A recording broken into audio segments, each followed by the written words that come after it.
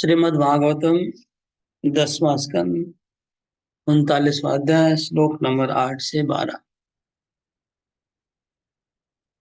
श्री शुक उवाच।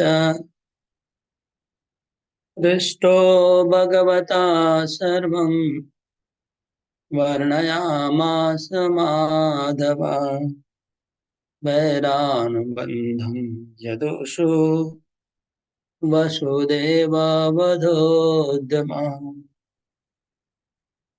यत्सन्देशो यदर्थं वा दूतः सम्प्रेषितः स्वयं यदुक्तं नारदेनास्य स्वजन्मानकदुन्दुभिः।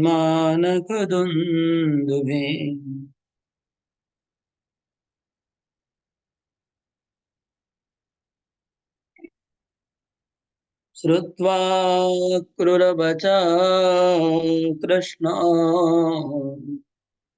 बलश्च परवीरः राशनन्दं पितरं राज्ञादिष्टं विजज्ञतु गोपान् समादिशत् सोऽपि गृह्यतां सर्वगोरसः उपायनानि नेध्वं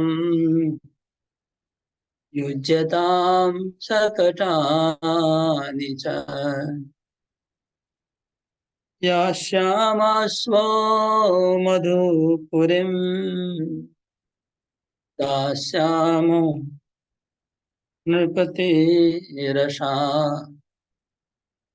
द्रक्ष्याम सुमः पर्वम् यान्ति जानपदा किल एवमाघोषयत् क्षत्रा नन्दगोपस्वगोकुले।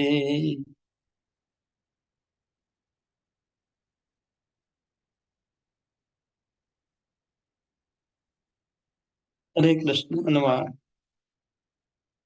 सुखदेव गोस्वामी ने कहा, हे राजा परीक्षित, जब भगवान श्री कृष्ण ने अक्रूर जी के इस प्रकार प्रश्न किया, कृष्ण ने प्रश्न किया था कि कृपया बताइए, कंस का कार्यकलाप के बारे में हम सुनाइए। ऐसा अक्रूर जी ने कृष्ण ने अक्रूर जी को पूछा था, कंस क्या कर रहा है, उसका व्यवहार कैसा है। इस प्रकार कृष्ण के द्वारा अक्रूर जी को पूछे जाने के बाद अक्रूर ने बताया कि कंस ने तो सभी यदुवंशियों को, वह यदुवंश से घोर बैन ठान रखा है। वह उनको मटिया मेट कर डालना चाहता है। वसुदेव जी को तो यह पहले ही मार डालना चाहता था, परंतु नारद जी के रोकने से रुक गया। फिर भी उसकी नीयत अभी ठीक नहीं है। उसने संदेश तो यह भेजा है कि धनुष यज्ञ करना है, परंतु मुझे दूत बना कर भेजने का अभिप्राय यही है कि वह आप लोग वहां चले और उस पहलवान को लड़ाकर आपको मरवा डाले। उस समय उसे अब नारद जी के द्वारा यह बात मालूम हो गई है कि आप वसुदेव के पुत्र हैं। अब आपकी जैसी इच्छा हो कीजिए। अक्रूर जी की ये बात सुनकर विपक्षी शत्रुओं का दमन करने वाले भगवान श्री कृष्ण और बलराम जी हंस पड़े।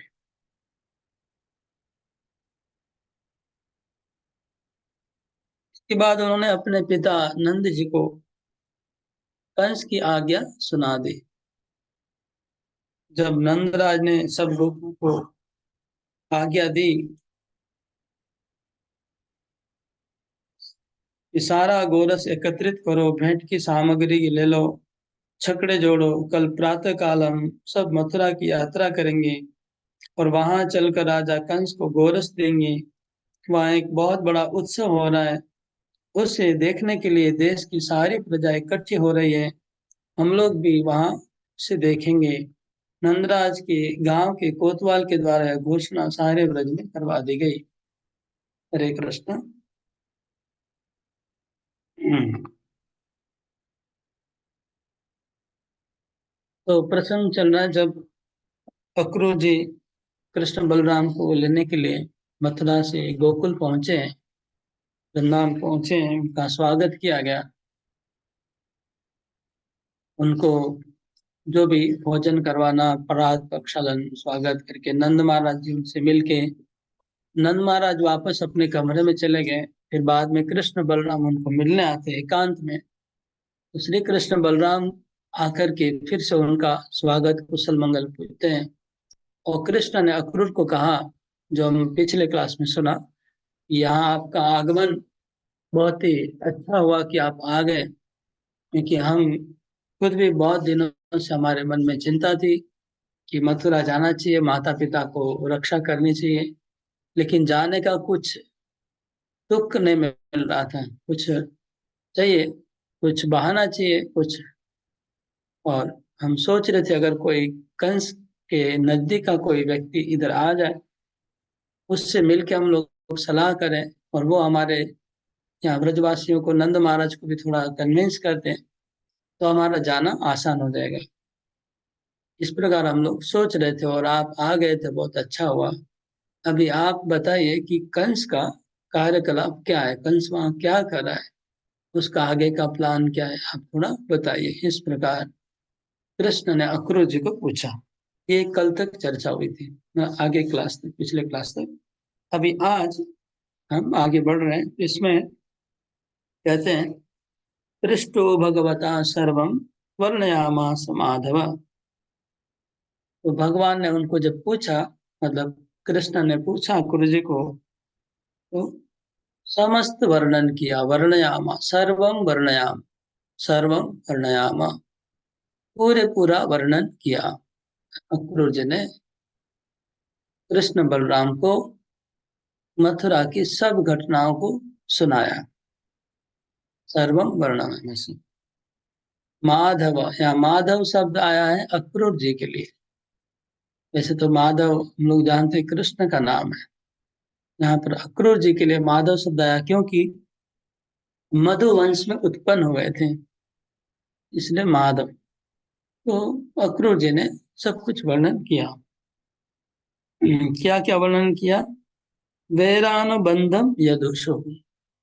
अक्रूर जी ने कहा कि कंस ने जितने भी वृष्णि वंशी और यादव वंश, सातवत वंश, तीनों वंश के जितने भी लोग हैं, उनको अपना भयंकर शत्रु मानता है, उनको सताता है।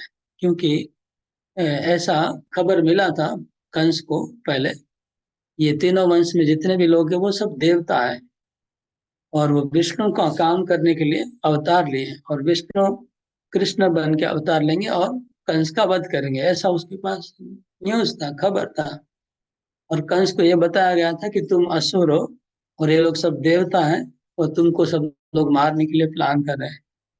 इसलिए कंस ने जब देखा कि सब ऋषि वंशी, सातवत वंशी सब देवता हैं, विष्णु के भक्त हैं, तो उनको सता रहा था। ये था वैरानुबंधम यदुषु वसुदेव वधोदम। और वसुदेव को मारने के लिए कैसे बार बार प्रयास कर रहा है कंस, ये भी सुनाया गया।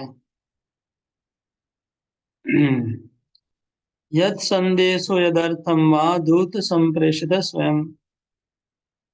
तो कंस का संदेश क्या है, कंस ने क्या संदेश भेजा कृष्ण को, क्या बोल के भेजा है कृष्ण को।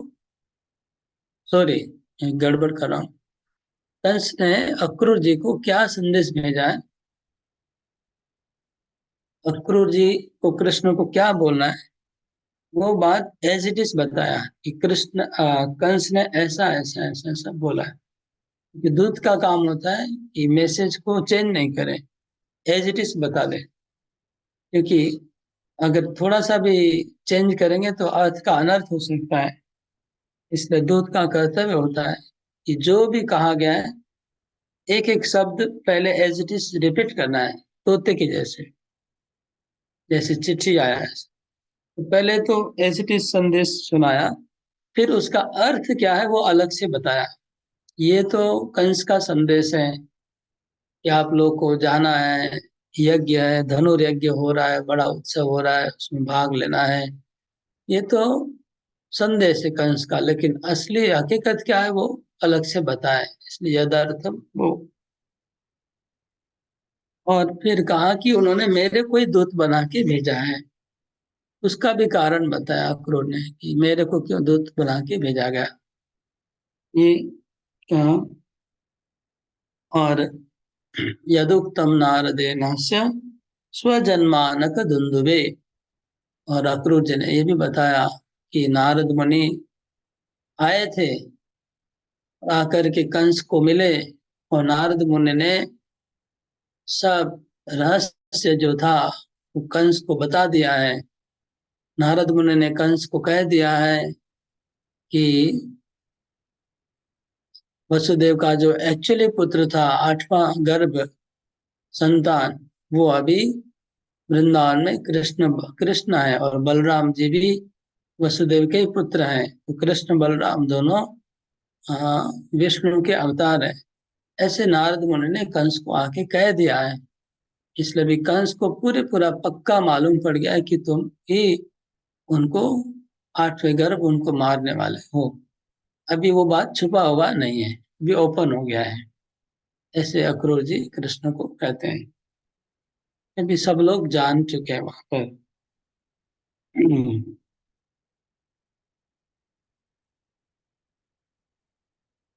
तो जब अक्रूर से श्रुत्वा अक्रूर बचा कृष्ण, जब कृष्ण बलराम ने अक्रूर के इस वचन को सुना, अक्रूर जी की बातों को कृष्ण बलराम ने सुना कि कंस क्या कर रहा है मथुरा में, कैसे परेशान कर रहा है माता पिता को। तो फिर कृष्ण और बलराम दोनों नंद महाराज के पास जाते हैं, अपने पिता के पास। तो ये अक्रूर ने एग्जैक्टली कृष्ण को क्या कहा, और कंस का संदेश क्या था, कि जीव गोस्वामी अ, जीव गोस्वामी सीधा हमारे हरिवंश पुराण से कोट कर रहे हैं। हरिवंश पुराण एक महाभारत का सप्लीमेंट्री पुराण माना जाता है, हरिवंश पुराण। वहां से डायरेक्ट कोट कर रहे हैं। वहां पर वैशंपायन ऋषि, जो हरिवंश पुराण के रचयिता है, वैशंपायन ऋषि लिखते हैं हरिवंश पुराण में कि अक्रूर ने कंस का संदेश जो सुना है वो संदेश क्या था। तो हम पढ़ते हैं डायरेक्ट वहां से। तो पहले तो कृष्ण ने अक्रूर को कहा, कृष्ण ने अक्रूर को कहा कि हे चाचा अक्रूर, हम लोग आपकी बात सुन के हम लोग मथुरा जाएंगे, और हम लोग सब ग्वाले लोग मिलके जाएंगे उस यज्ञ को देखने, और हमारा वार्षिक कर है वो भी हम लोग जाके चुकाएंगे। ऐसा कृष्ण बलराम ने अक्रूर जी को कहा कि हम लोग जाएंगे। फिर अक्रूर जी ने अभी वसुदेव और देवकी की जो दयनीय स्थिति है, शोचनीय स्थिति है, वो कितने दुख में है, ये अक्रूर जी बहुत विस्तार पूर्वक डिटेल में बता रहे हैं। क्योंकि वो श्रवण करके कृष्ण बलराम का जाना पूरा पक्का हो जाएगा। जैसे ही कृष्ण बलराम को देवकी के दुखों का वर्णन करेंगे, तो फिर कोई डाउट नहीं कि कृष्ण बलराम मथुरा नहीं जाएंगे। मतलब भगवान अपने भक्तों का दुख, और उसमें भी माता का दुख सुन के कैसे रह पाएंगे। भगवान को किसी भी भक्त का दुख जब पता चलता है तो भगवान विवल हो जाते हैं ये भक्तों की रक्षा करने के लिए। वैसे तो अंतर्यामी रूप में उनको पता है भगवान को कि देवकी को, वसुदेव को क्या कष्ट हो रहा है, लेकिन जब कोई वर्णन करेगा तो उसकी स्मृति पूरा सामने आ जाएगी, तो फिर भगवान से रहा नहीं जाएगा। इसलिए अक्रूर जी वसुदेव और देवकी के दुख का वर्णन करते हैं क्योंकि अक्रूर का टारगेट यही है कि किसी भी प्रकार से कृष्ण को मथुरा ले जाना है, ताकि कंस का वध जल्दी हो जाए। और अक्रूर जी कहते हैं कृष्ण बलराम को,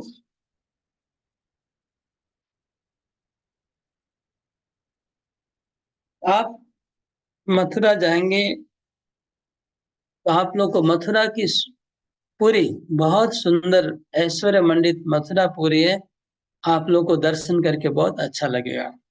पहले ये बताया, मतलब वह मथुरा जाने के लिए कृष्ण को उत्साह दे रहे हैं, इंकरेज कर रहे हैं, उनको लालच दे रहे हैं अक्रूर जी। तो पहला लालच ये दिए कि आपको मथुरापुरी का दर्शन कर पाएंगे, जो कितनी सुंदर पुरी है, हमारी राजधानी है, तो आपको राजधानी का दर्शन होगा। फिर कहते हैं स्वजने, आप अपने सगे संबंधियों का दर्शन करेंगे। आपको तो जन्म से इधर आ गए, आपने तो अपनी माता पिता का भी दर्शन नहीं किया, दादाजी का दर्शन नहीं किया, चाचा का दर्शन नहीं किया। तो आपके तो सब सगे संबंधी मथुरा में रहते हैं, माता पिता दादा चाचा चाची बुआ, जितने भी रिलेटिव हैं वो सब, वो लोग भी आपको देखने के लिए लाला बहुत लालायित हैं, और आपको भी उनका दर्शन होगा। ये दूसरा कारण बताया जाने का। पहला नगरी को देखने का, सगे संबंधियों से मिलेंगे। फिर कहते हैं और अपने पिता वसुदेव सततम दुख भाजनम, जो दुख का पात्र बने हुए हैं, सततम कौन, निरंतर दुख प्राप्त हो रहा है, निरंतर जिनको कष्ट मिल रहा है, वो आपके पिताश्री का आप दर्शन करेंगे। अब वसुदेव के दुखों का वर्णन शुरू किया। गुरु जी कहते हैं दीनम पुत्रवध श्रांतम युवामथ समेष्यथा सततम पीड्यमानं च कंसेन सुधबुद्धिना। आपके पिता वसुदेव बहुत दुखी हैं, अपने पुत्रों की हत्या अपने आंखों के सामने देख के थक गए हैं।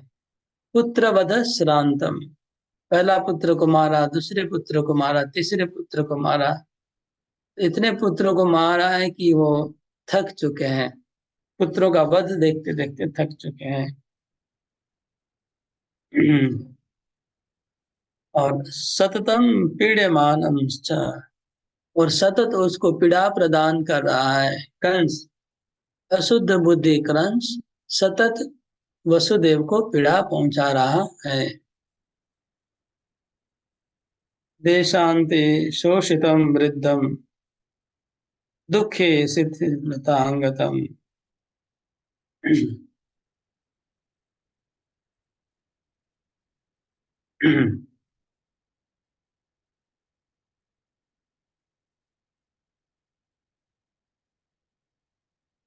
देश शांति, देश शांति का ऐसा लग रहा है कि उनको नगर के बाहर में कहीं रखा हुआ है, ऐसा लग रहा है, गांव के व राजधानी के बाहर में कोई कोने में ऐसे ऐसी जगह रखा हुआ है जहां पर कोई पहुंच नहीं सके, ऐसे मतलब जेल के अंदर रखा है।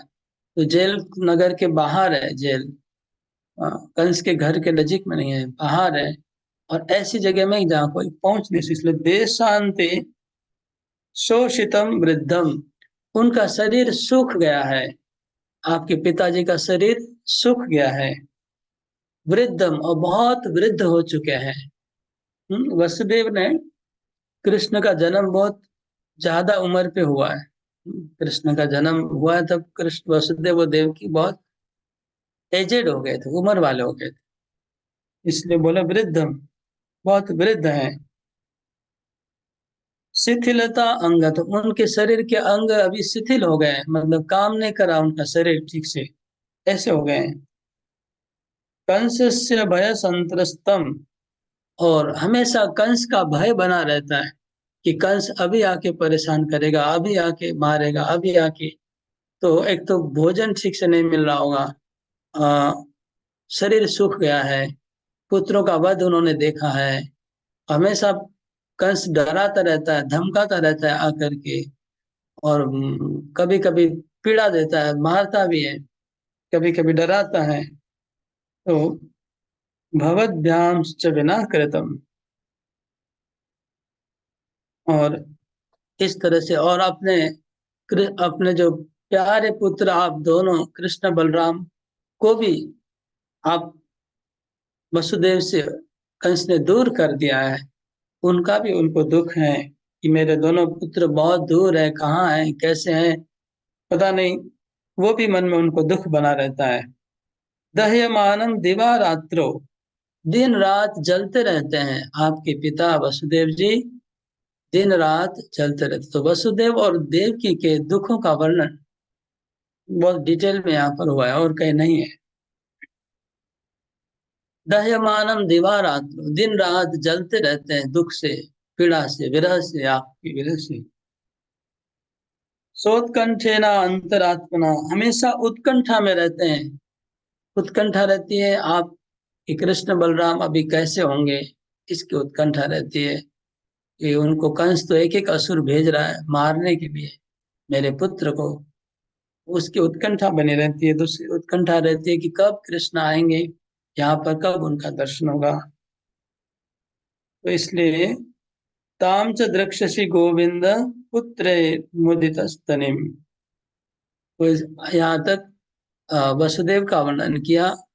अभी देवकी का वर्णन करते हैं। देवकी तो कृष्ण की माँ है, तो नेचुरली माँ के प्रति प्रेम बहुत ज्यादा होता है सबको, और यहाँ पर विशेष करके माँ का ही वर्णन कर रहे हैं, माँ के दुख का वर्णन कर रहे हैं गुरु जी। और वो बहुत ज्यादा वर्णन कर रहे हैं माँ का दुख, तो उनके तो कृष्ण का, साधारण अगर भौतिक जगत में भी कोई आदमी अपने माँ का दुख वर्णन सुनेगा तो रह नहीं सकता है, कोई भी भौतिक जगत में भी। तो यहाँ पर तो भगवान साक्षात है, वो अपने माँ का जब दुख का वर्णन सुनेंगे, और भक्त है वो, तो वो कैसे रह पाएंगे, उनको तो जल्दी जाने की इच्छा होगी। इसलिए क्योंकि वृंदावन वासी, ब्रजवासी कृष्ण बलराम को बहुत प्रेम करते हैं, ये हम लोग को पता है, और उनको छोड़ के कृष्ण के लिए कहीं पर भी जाना असंभव है। लेकिन जब अपनी सगी माँ इतने दुखी हैं, जिनसे जन्म हुआ है, वो जब उनका दुख का वर्णन सुनेंगे, तो फिर वृंदावन में सुख लेने की इच्छा उनके मन में कैसे रह सकती है। ये है जाने का कारण वृंदावन छोड़ के कृष्ण का। तो कहते हैं ताम च द्रक्षसि गोविंद पुत्रे अमृधि स्तरिम। हे गोविंद, हे कृष्ण, हे गोविंद, आप तो गायों को और गोपियों को आनंद दे रहे हैं, लेकिन वहां पर आपकी जो माता है, उस माता का तुम दर्शन करोगे तो माता कैसी है। अभी देवकी का वर्णन, तो माता है जिनका पुत्रों ने कभी दूध पान नहीं किया। पुत्रे अमृदित स्तनिम, जिनके स्तन, जिन्होंने 8 पुत्रों को जन्म दे चुकी, लेकिन अभी तक उनका स्तन किसी ने पान नहीं किया, क्योंकि पहले के 6 पुत्र तो एक के बाद एक मर गए जन्म के साथ, उन्होंने स्तन पान नहीं किया। 7वां पुत्र भी गर्भपात हो गया है, 8वां पुत्र भी जन्म के साथ चला गया। तो अभी तक जिनके 8 8 पुत्र की माँ होने के बाद भी जिनका स्तनपान अभी किसी ने नहीं किया है, उस माँ का दर्शन करोगे। इनडायरेक्टली कह रहे हैं, मतलब आगे हम देखेंगे कि यशोदा देव की कृष्ण को दूध पिलाती है, कृष्ण बच्चे हो जाते हैं छोटे, और उनको स्तनपान का सुख देते हैं देवकी को। फिर देवकीम देवसंकासाम सिदंतिम विहत प्रभाम। कहते हैं देवकी जो साक्षात सब देवताओं की जननी स्वरूपा है, देवता स्वरूपा है, ऐसी देवकी जो देवों की पूजनिया है, वो देवकी की ऐसी हालत जो देवताओं की माता जैसी है, देवताओं की पूजनिया है, साक्षात देवी है, उसकी ऐसी हालत सीदतिम, वो कांपती रहती है हमेशा।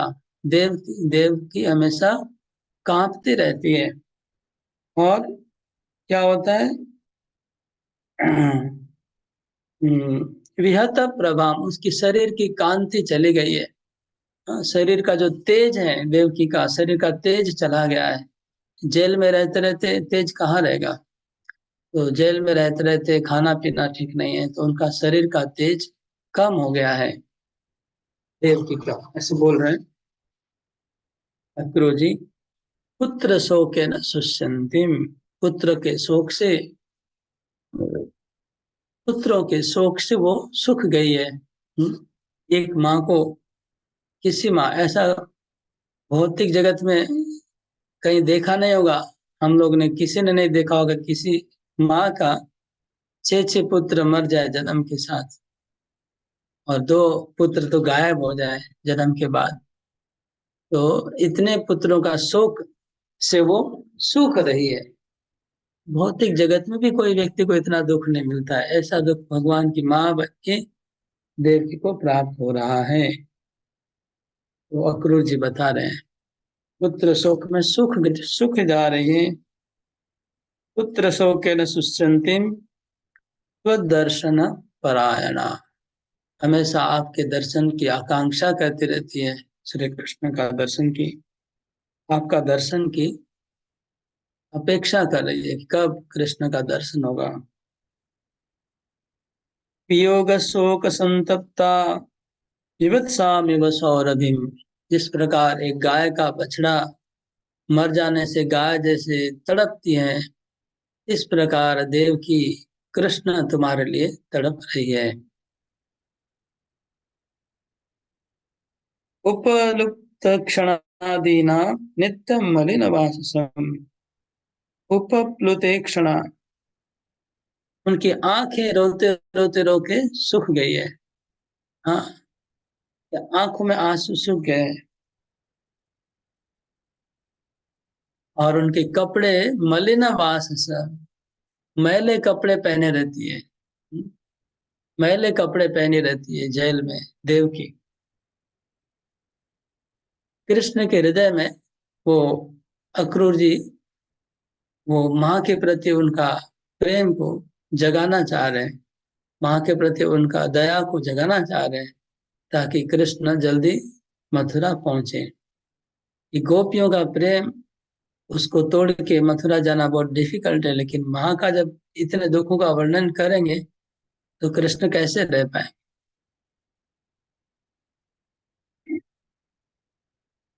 स्वर भानो वदन ग्रस्ताम शशांकस्य प्रभामिव, जैसे उनका जो मुखड़ा है देवकी का, वो ऐसा लग रहा है जैसे चंद्रमा को राहु ने ग्रास कर लेता है। चंद्रमा जब राहु को ग्रास कर लेता है, ऐसा ही तुम्हारे माँ का मुखड़ा है अभी, उसकी प्रभा चली गई है, उसमें प्रकाश चला गया है। तदर्शन पराम नित्यम तवागमन कांक्षिणे, नित्यम निरंतर वो अपेक्षा कर रहे, हमेशा नित्य अपेक्षा करती है देव की, कि अभी अभी मेरा कृष्ण आ जाएगा, अभी कृष्ण आ जाएगा, अभी कृष्ण आ जाएगा। इस प्रकार निरंतर देव की तुम्हारे दर्शन की आकांक्षा करती रहती है। ये बात दूसरी बार आई, तीसरी बार, 3 बार आया। तो दर्शन परा, एक बात लिखा है, फिर लिखा है तवागमन कांक्षण, तुम्हारे आगमन की आकांक्षा करती रहती है। तो ये एक बहुत, ये भी एक भक्ति का ऊंचा एक स्तर है कि हमेशा सोचना कि कृष्ण अभी आएंगे, कृष्ण अभी आएंगे, कृष्ण अभी आएंगे। जैसे कल हमने बताया कि सबरी किस प्रकार श्री राम का प्रतिपल इंतजार करती थी कि राम अभी आएंगे, राम अभी आएंगे। ऐसे देव की प्रतिपल इंतजार कर रही है कि कृष्ण अभी आएंगे, कृष्ण अभी आएंगे, मेरे पुत्र आएंगे, कंस को मार डालेंगे, मेरे आंखों को आंसू को मोचेंगे, पिताजी के आंसू को मोचेंगे और मुझे प्रेम से मेरा पूरा दुख दूर कर देंगे। एक बार मेरे को मेरे प्रति हंसेंगे, मेरा पूरा दुख दूर कर देंगे। ऐसी हमेशा आकांक्षा बनी रहती है उनके हृदय में कि एक दिन जरूर कृष्ण आएंगे, जरूर आएंगे। और मेरे को जितना कष्ट हुआ है, एक बार अपनी मीठी वाणी बोलेंगे तो मेरा पूरा दुख दूर हो जाएगा। ये देव की हमेशा इस तरह से इंतजार करती रहती थी। यत त्वत्प्रवृत्तेन शोकेन सीदंतीं तपस्विनीम। बार बार अक्रूर जी उनको याद दिला रहे हैं देवकी के कष्ट को। बोलते हैं कि तुम्हारे तुम्हारे द्वारा ही सुख प्राप्त हुई है, क्योंकि तुम्हारे चलते उनको शोक मिला है, क्योंकि उनको पता चला कंस को कि इसका 8वां गर्भ कृष्ण उनकी हत्या करेगा। तो यहाँ मतलब अक्रूर जी डायरेक्टली कृष्ण को, डायरेक्टली व इनडायरेक्टली कृष्ण को जिम्मेवार बता रहे हैं, देवकी के दुखों का कारण बता रहे हैं कृष्ण को, ताकि कृष्ण जल्दी उनका दुख निवारण करें। तुम्हारे लिए दुख मिल रहा है, हकीकत भी वही है कि कृष्ण का जन्म हुआ है, इसलिए देवकी को कष्ट हो रहा है। तो इसलिए इस तरह से बोल रहे हैं अक्रूर जी। तत्प्रवृत्ति सुख सिद्धंतिम तपस्विनी, तपस्विनी लग रही है देव, देव की तपस्विनी की तरह जी रही है जेल के अंदर। तपस्विनी मतलब मैले कपड़े पहनना, नहाना बहुत कम पानी से, खाली शरीर को पोंछ लेना, खाना बहुत कम खाना, शरीर को सुखा देना, किसी प्रकार का भोग राग नहीं, शरीर पे कुछ रंग राग नहीं लगाना, किसी तरह का संगीत व एंजॉयमेंट एंटरटेनमेंट कुछ नहीं, जीरो। केवल भगवान का स्मरण करते रहना 24 घंटा। तो भयंकर महा महा तपस्विनी का जीवन जी रही है देव की, जेल के अंदर। जेल के अंदर महा तपस्विनी का जीवन जी रही है, किसी प्रकार का भोग राग नहीं है जेल के अंदर, केवल कृष्ण का स्मरण। इस प्रकार की ऊंची भक्ति, हाँ, जो भक्त लोग होते हैं जेल के बाहर भी इस प्रकार का जीवन जीते हैं, जो महान भक्त है, जैसे हमारे 6 गोस्वामी थे, वो इस प्रकार का जीवन जी रहे थे बाहर में भी, जेल के बाहर में। तो कृष्ण की प्राप्ति उससे जल्दी होती है। तत्प्रभावेशु अकुशला त्वया बाल्ये वियोजिता। हाँ, कहते हैं अक्रूर जी कि वो नहीं जानती है तुम्हारे प्रभाव को, तुम जो साक्षात भगवान हो, ये बात देवकी को नहीं पता है, नहीं जानती है वो, क्योंकि तुमको बाल्यकाल में ही तुम्हारे से दूर हो गई है। तुमको उसने देखा भी नहीं है, तुम्हारा अभी जो अभी का तुम्हारा स्वरूप है, ये वाला रूप उसने नहीं देखा है। वो तुमको बच छोटा बेबी रूप में देखा है। तुम इतने बड़े हो गए हो, इतने शक्तिशाली हो गए हो, तुमने गोवर्धन उठाया, ये सब उसने सुना है, लेकिन वो समझते नहीं है, उसने देखा नहीं उसने। अरूपज्ञां तव विभो वक्त्रस्यास्यन्दु वचसा।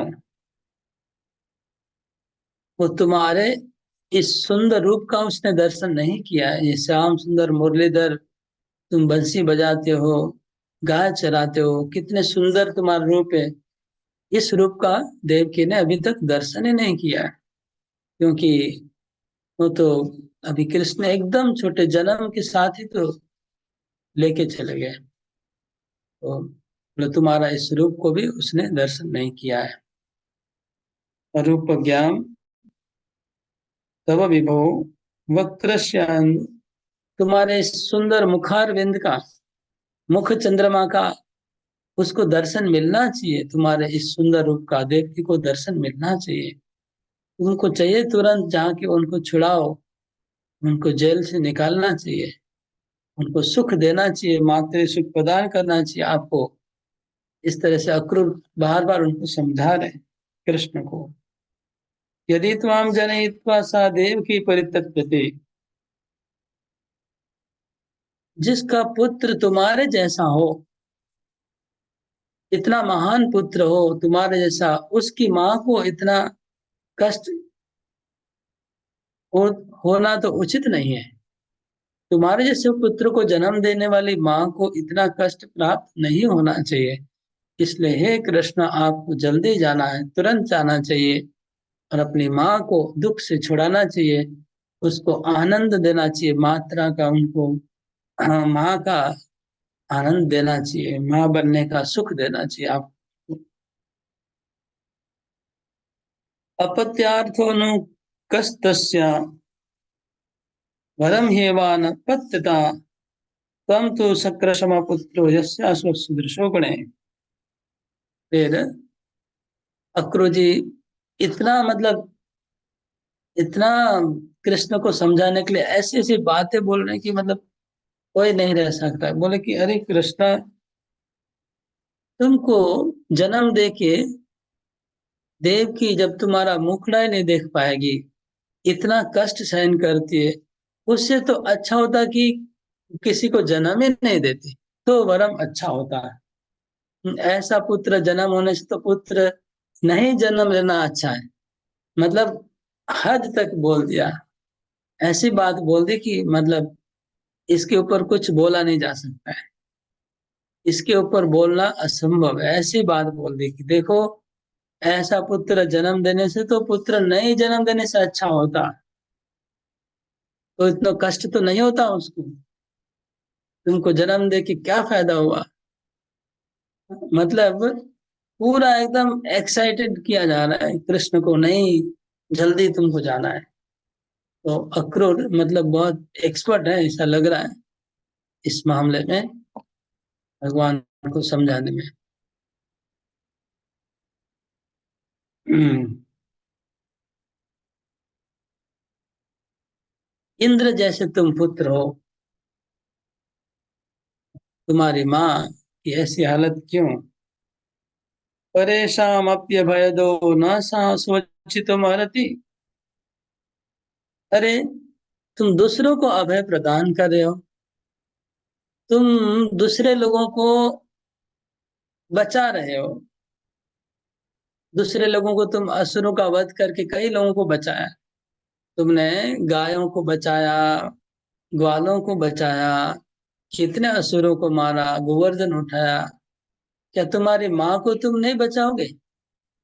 मतलब किस तरह से देखिए अक्रूर जी समझा रहे हैं कृष्ण को, तुम अपनी माँ को नहीं बचाओगे, वो कष्ट उसको मिलेगा।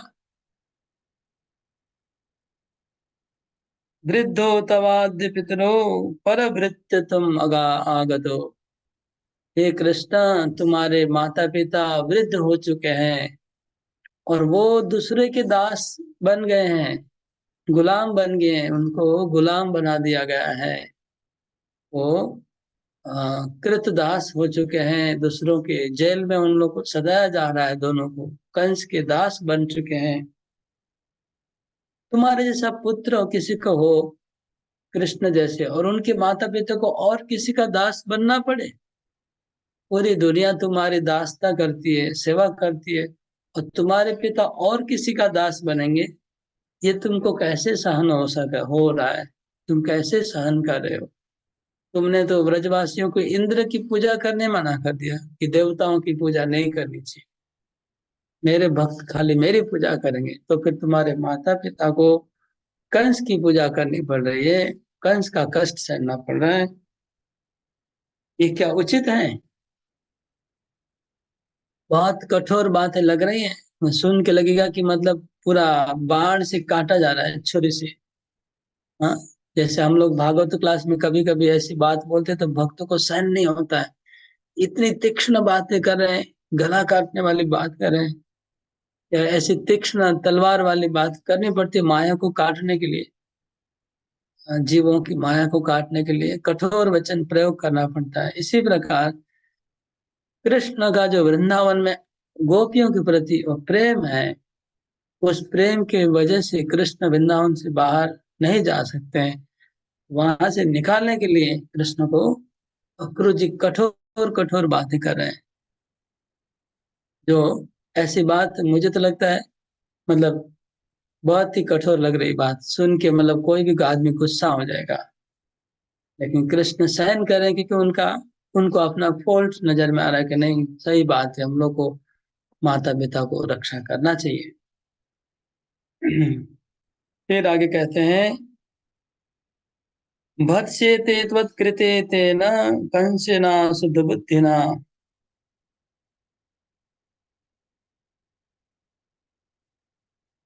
भत्स्येते त्वत्कृते, कंस अशुद्ध बुद्धि हमेशा जाके उनको जाके भत्सना करता है। कंस जेल में जाता है और उनके ऊपर चिल्लाता रहता है जा जाकर के। क्यों? तुम्हारे लिए, तुम्हारे लिए चिल्लाता है। क्या है तुम्हारे लिए? कि तुम लोग ने बच्चों को कहाँ छुपा दिया, बताओ, बच्चा कहाँ है बताओ। ऐसे आके ऊपर चित्कार करता है, तुम कहाँ रख के आया कृष्ण को, तुम्हारा 8वां गर्भ का संतान कहाँ है? क्योंकि वो देवी जब निकल गई तो बोल के गई ना, जो अष्टभुजा देवी जिसको कंस ने मारने का प्रयास किया, वो देवी ने क्या कहा कि तुमको मारने वाला और कहीं है, बोल दी थी। तो इसलिए कंस डेली आके सताता है कि बताओ तुम्हारा पुत्र कहाँ है, बताओ। उसको खोज निकालने के लिए बहुत, उनको जैसे कि कोई आदमी पैसा चोरी कर लेता है, वो पैसा कहाँ है उसको मुंह से निकालने के लिए उसको पीड़ा दी जाती है। इसी प्रकार इन्होंने बच्चे को छुपा दिया और ये बोलना नहीं चाहते हैं, क्योंकि बोलने से उनको डर लग रहा है कि कहीं हमारे संतान को मार डालेगा। तो बोलो कि किसी आदमी के मुंह से बात निकालने के लिए कैसा कष्ट ज्यादा आप लोग को पता होगा। जैसे कोई बड़े गुंडे को जब पकड़ते हैं पुलिस, तो उनको सब तथ्य निकालने के लिए उनको सताया जाता है। इस प्रकार यहाँ पर वसुदेव और देवकी को जेल में कंस जाके उनके ऊपर चिल्लाता है, भर्त्सना करता है, तुम्हारा पुत्र हमारा मृत्यु का काल है। वैसे वो बोल रहे हैं गुरु जी कि तुम्हारी वजह से उन लोग को डेली भर्त्सना कर रहा है कंस। यदि ते देवकी मान्या पृथ्वी त्वात्मधारिणी। जिस प्रकार पृथ्वी देवी संसार के सब मनुष्य का पापों को सहन करती है, सबकी माता है पृथ्वी, इसी प्रकार देव की पृथ्वी जैसी है, तुमको धारण किया है। तुम पृथ्वी जैसे सब मनुष्यों को जन्म देती है, उनको सहन करती है, उनका पालन करती है, ऐसे ही देव की माता पृथ्वी जैसी है, जो तुमको उसने जन्म दिया है और इतना सहन कर रही है तुम्हारी वजह से। पृथ्वी जैसे सहन करती है, ऐसे माता देव की सहन करती है। इस तरह से अक्रूर जी ज्यादा से ज्यादा कृष्ण के अंदर करुणा को जगा रहे हैं, माता पिता के लिए, देवकी के लिए।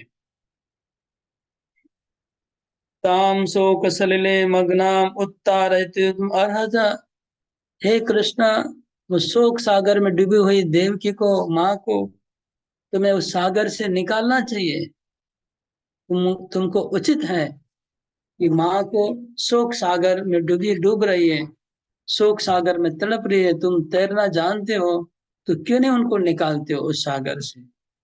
मतलब यहाँ अक्रूर इतना डायरेक्ट बात करे, मेरे तो आश्चर्य लगा, ऐसा मैंने आज तक कहीं नहीं पढ़ा भागवतम में।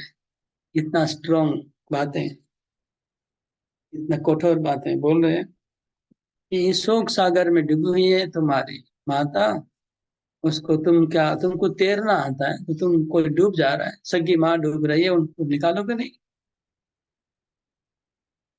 तम च वृद्धम प्रियसुतम वसुदेव सुखोचितम।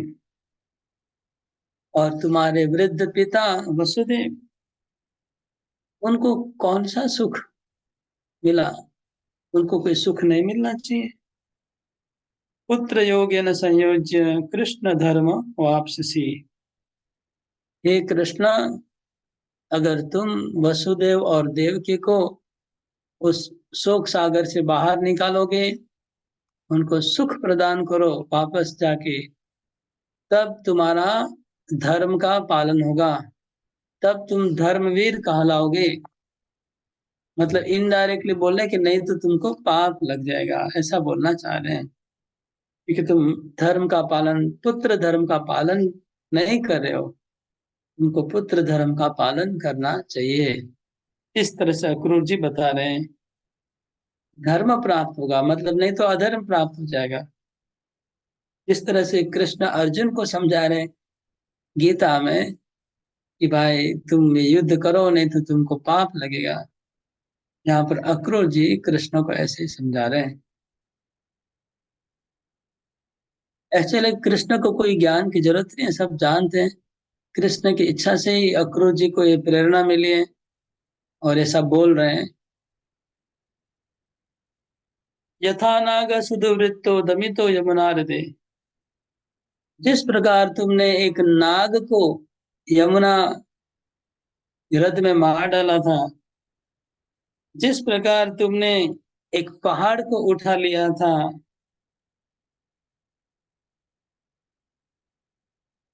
जिस प्रकार तुमने एक सांड को, बैल को गिरा दिया था, जिस प्रकार तुमने एक घोड़े को मार डाला था,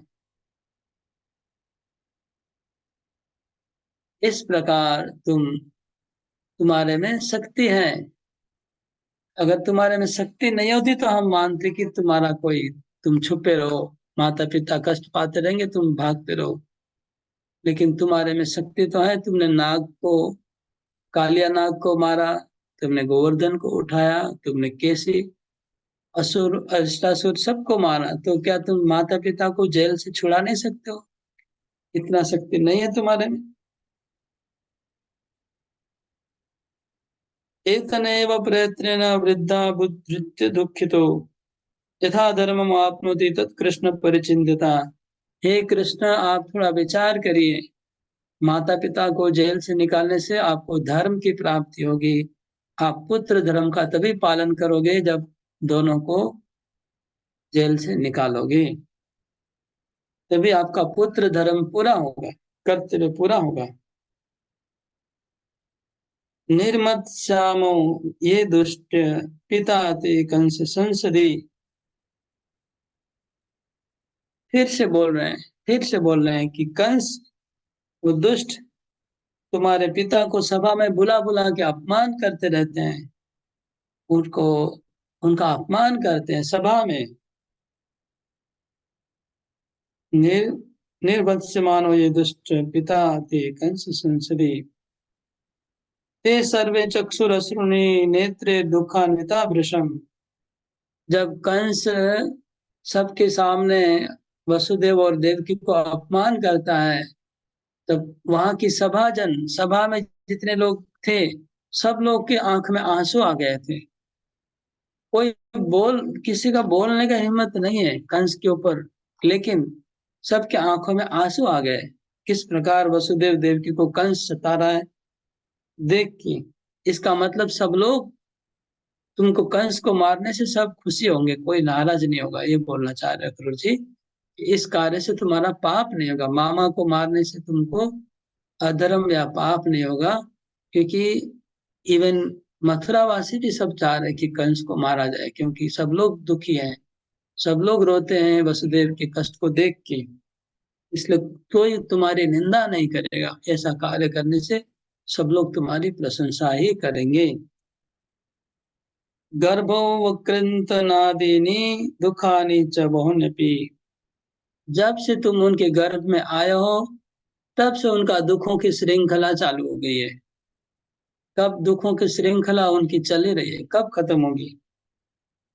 माता ते देवकी कृष्ण कंसस्य सहते वस इत्यादि। तो इसलिए हे कृष्ण, तुम्हारी माता कंस का अत्याचार सहन कर रही है, तो जल्दी से तुम तैयार हो और जाओ कंस को मारो। इस तरह से अक्रूर जी ने बोला। तो कृष्ण बलराम ये दोनों ने सुना। सुन के तुरंत वो लोग नंद महाराज के पास गए हाँ, मतलब नंद महाराज नहीं थे, ये जब बोल रहे थे अक्रूर जी, केवल एकांत में प्राइवेट में कृष्ण बलराम को बोला। नंद महाराज के पास दोनों भाई गए, जा करके कहा कि पापा ऐसा। नंद महाराज को बोला, पापा हम लोग का कंस, हमारे जो राजा है उनका आदेश आया है, वहां यज्ञ हो रहा है, हम लोग को वहां जाना चाहिए। कृष्ण बलराम ने देव की वसुदेव के दुख को नंद महाराज को नहीं बताया, ऐसा जीव गोस्वामी कहते हैं। खाली यही कहा कि वहां पर हम लोग को जाना चाहिए। तो नंद महाराज तुरंत राजी हो गए। क्यों राजी हो गए? तो कहते हैं जिस प्रकार आ, वो गोवर्धन के पहले यज्ञ हो रहा था, इंद्र यज्ञ, तब कृष्ण ने जब समझाया तो तुरंत राजी हो गए थे नंद महाराज। इसी प्रकार यहाँ पर भी तुरंत राजी हो। कृष्ण की वाणी इतनी मीठी और इतने इतनी समझाने में इतने कृष्ण दक्ष हैं कि तुरंत समझा दिए माता पिता को कि हमको जाना चाहिए नंद महाराज को। तो नंद महाराज तुरंत राजी हो गए और सब गोपों को आदेश दे दिया। नंद महाराज ने तुरंत घोषणा करवाई, पूरे व्रज में घोषणा करवाई, जैसे नगाड़ा बजा के बोलते ना, सुनो सुनो सुनो। तो घोषणा क्या थी? घोषणा में कहा कि सब ग्वालों को ये आदेश दिया जाता है कि सब लोग अपने घर से जितना भी गोरस है, गोरस मतलब दूध दही घी, सब लोग अपना छकड़े में भर लीजिए, जितना भी गोरस है, और जितना भी मणि मुक्ता हीरा जो भी है सब लोग लेके चलिए, जितना भी सामान है सब लोग छकड़ा भरिए, घर का सारा सारा सामान उस पर लाद दीजिए। हम लोग कल सुबह होते होते ही यहाँ से निकलेंगे, सब लोग, हम लोग मथुरा राजधानी में पहुंचेंगे। वहां पर बहुत बड़ा यज्ञ का आयोजन हमारे महाराज कंस ने किया है। तो महाराज कंस का आदेश है, हम लोग को सबको जाना है और उस यज्ञ को देखना है। इस प्रकार नंद महाराज ने घोषणा करवाई पूरे नगर में। और हम लोग महान उत्सव का दर्शन करेंगे, शिव जी का वहाँ पूजा होगा, शिव का यज्ञ होगा, वो देखेंगे, धनुर्यज्ञ देखेंगे। और देखिए, नगर के चारों तरफ बहुत सैकड़ों लाखों की संख्या में लोग जा रहे हैं। हम लोग भी उसी दल में साथ में पीछे पीछे जाएंगे। तो ऐसा देखा जा रहा था कि वृंदावन ब्रज के चारों तरफ जो बड़े बड़े रास्ते थे, हाईवे रोड, उस रास्तों से लाखों लोग पूरे पूरे देश से पूरे देश से लोग इकट्ठे हो रहे थे मथुरा राजधानी में। बहुत बड़ा उत्सव था, लाखों करोड़ों की संख्या में लोग, भीड़ वहां पर जमी थी। तो हम लोग भी वहां जाएंगे। इस तरह से नंद महाराज ने आज्ञा दे दी। आगे क्या हुआ हम लोग कल सुनेंगे। हरे कृष्णा कृष्ण कृष्ण हरे हरे, हरे राम राम राम हरे हरे। जय श्रील प्रभुपाद की जय। किसी का कोई प्रश्न होगा तो पूछ सकते हैं।